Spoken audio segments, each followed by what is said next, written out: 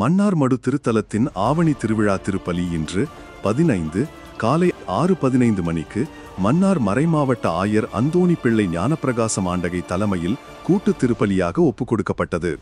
அனுராதபுரம் மறைமாவட்ட ஆயர் நோபட் அன்றாடி, காலி மறைமாவட்ட ஆயர் ரேமன் விக்ரமசிங்க, ரத்தினபுரி மறைமாவட்ட ஆயர் ஆண்ட்ரன் வைமன் குரூஸ், மன்னார் மறைமாவட்ட ஓய்வு நிலை ஆயர் இம்மானுவேல் பெர்னாண்டோ ஆண்டகை, மடு பரிபாலகர் அருட்தந்தை பெப்பிசோசை அடிகளார், மன்னார் மறைமாவட்ட குறுமுதல்வர் அருட்தந்தை தமிழ்நேசன் அடிகளார் ஆகியோர் இணைந்து திருவிழா திருப்பலியை கூட்டு திருப்பலியாக ஒப்புக்கொடுத்தனர்.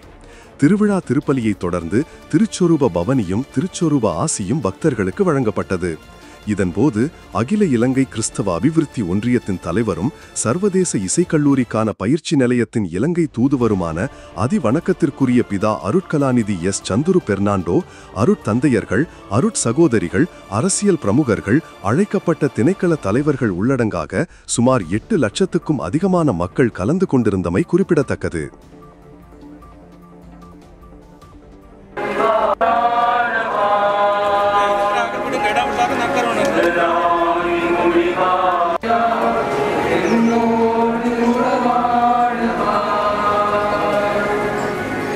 Filius et Spiritus Sanctus.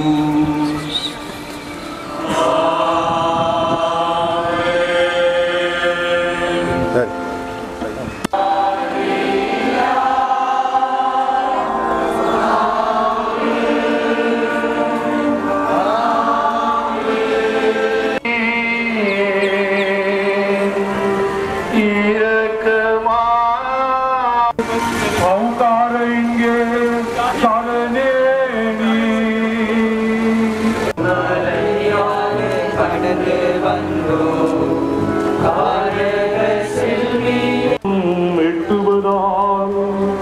அதற்கு செவி கொடுத்தருள வேண்டும் என்று